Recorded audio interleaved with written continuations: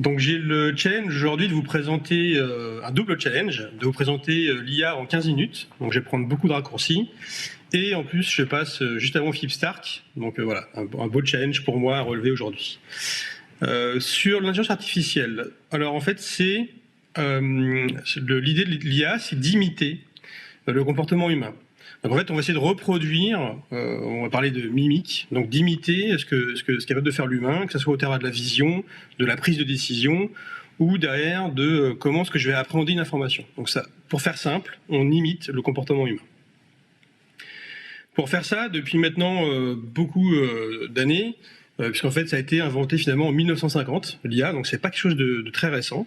Ce qui a permis l'avènement de l'IA depuis maintenant une vingtaine d'années, c'est la puissance de calcul, mais l'intelligence artificielle en tant que telle existe depuis 1950, et un des pères fondateurs de l'IA, qui est Alan Turing, a d'ailleurs inventé un principe, vous avez peut-être déjà entendu parler, qui s'appelle le test de Turing, qui consiste à mettre en fait un humain face à une machine, alors bien sûr sans qu'il le sache, et à l'aveugle faire en sorte que l'humain ne se rende pas compte qu'il parle à une machine.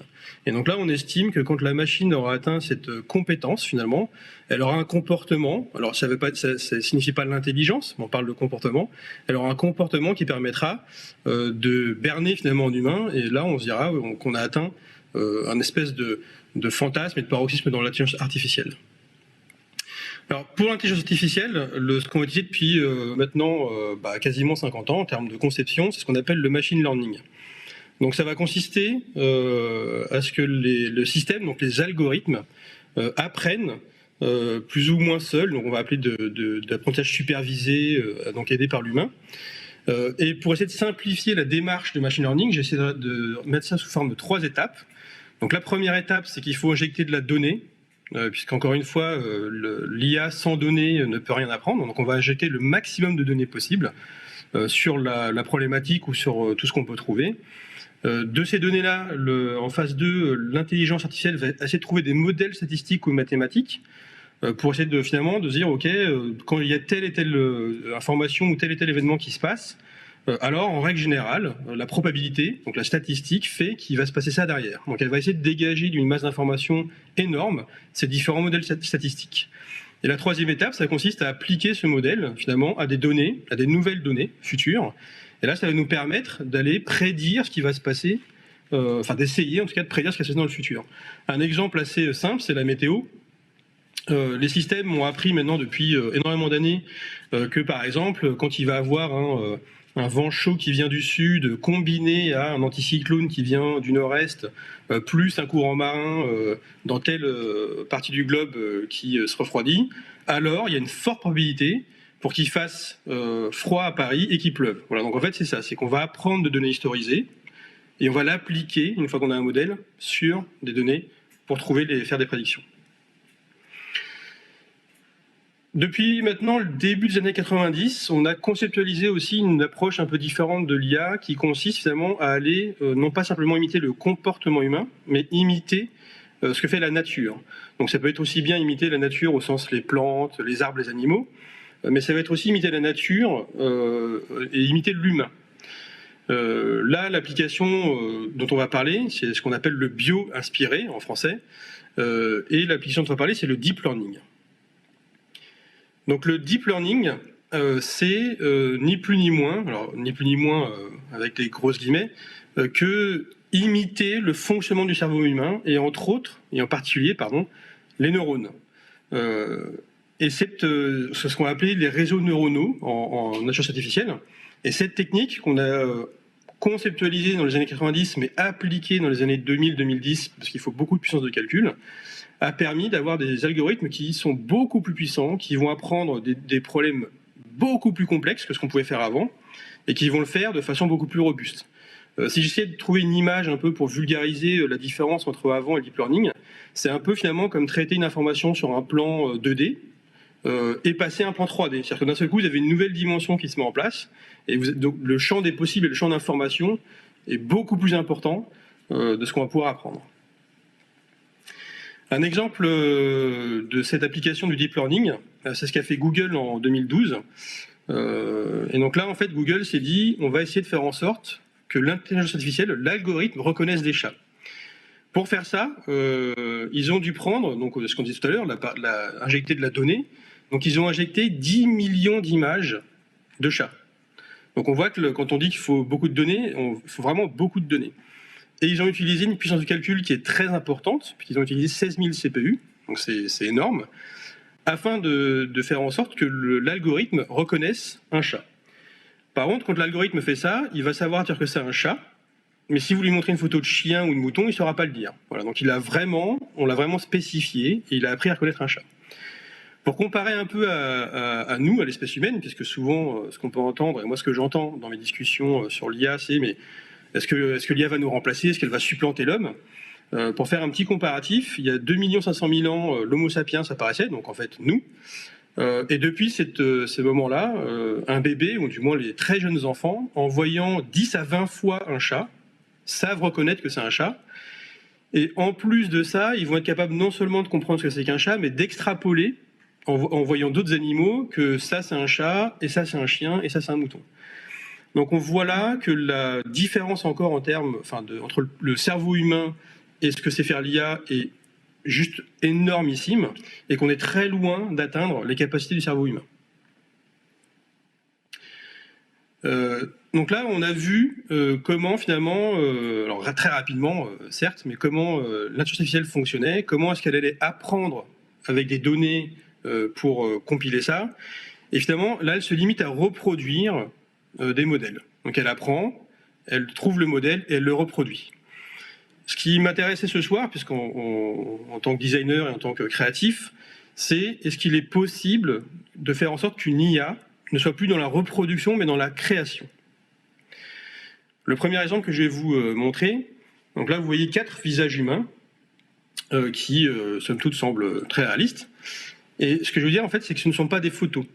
Ici, ce sont 4 visages qui ont été créés par des intelligences artificielles. Et ce qui est important de comprendre, c'est que ce ne sont pas des recompositions, c'est-à-dire une IA qui allait chercher un morceau de visage pour faire le menton, un autre morceau pour faire les yeux.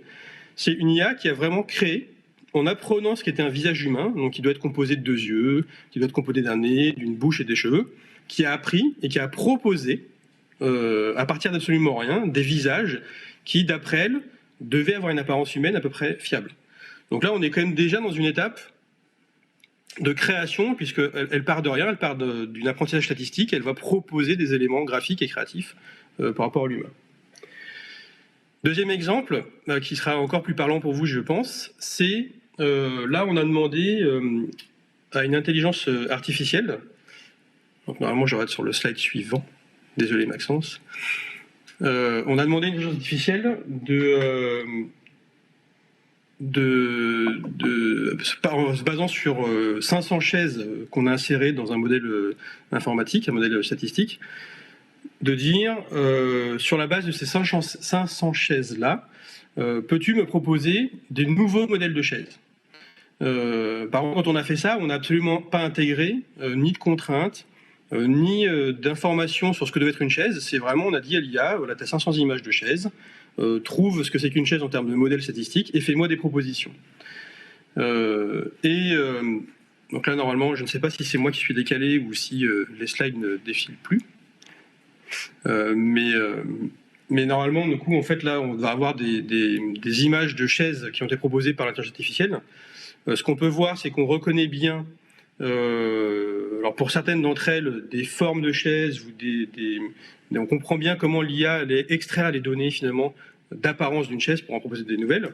Mais on voit bien aussi qu'elles n'ont que très peu de côté pratique, voire certaines on ne doit absolument pas s'asseoir. Il y a quand même un designer qui s'est dit, je vais pousser cette logique jusqu'au bout et je vais en faire des objets du monde réel. Et donc là, il a pris les images qui ont été proposées, enfin les rendus qui ont été proposés par l'IA, il en a fait des chaises, donc vous pouvez voir ici, il y a 4 chaises. Et les 2 du milieu, c'est vrai que moi personnellement, j'hésiterais à m'y asseoir puisqu'elles ont l'air assez peu confortables.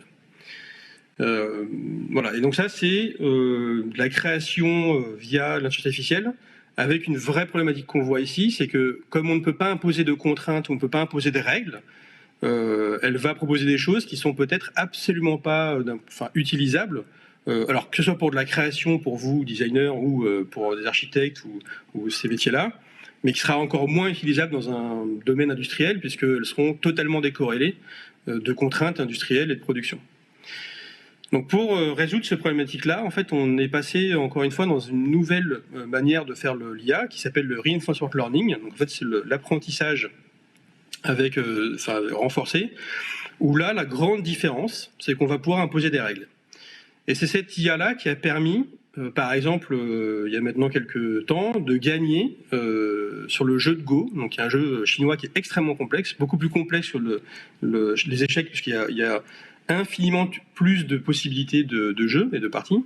Et donc c'est grâce à cette IA-là qu'on a réussi à faire en sorte qu'une IA batte les champions de Go chinois, parce qu'on a pu intégrer, en plus de l'apprentissage des parties passées, en plus de cette capacité via le deep learning à apprendre, et à apprendre très vite et à apprendre des problèmes complexes, on a ajouté des jeux de contraintes qui sont les règles du jeu, qui sont le comportement. Et donc là, on a permis d'atteindre ce niveau-là, où des IA qui battent des champions de Go. Appliqué finalement au design, ce qui est intéressant, c'est qu'en rajoutant des règles, on va pouvoir jouer sur des règles qui sont soit pour orienter l'IA, par exemple indiquer qu'on souhaite absolument 3 pieds, 4 pieds, donc là on est vraiment très directif, ou on peut rester quand même dans une incitation de l'IA en parlant plus justement, et je pense que M. Stark en parlera plus après, en incitant à travailler sur la matière, sur l'énergie, sur ces éléments-là que l'IA va prendre en compte. Et dans le reinforcement learning, il y a un système de récompense. En fait, plus l'intelligence artificielle arrive à répondre, à faire des propositions qui prennent en compte vos contraintes, plus elle est récompensée. Et donc, elle va naturellement aller à la recherche de la solution dans laquelle elle trouve le plus de récompenses.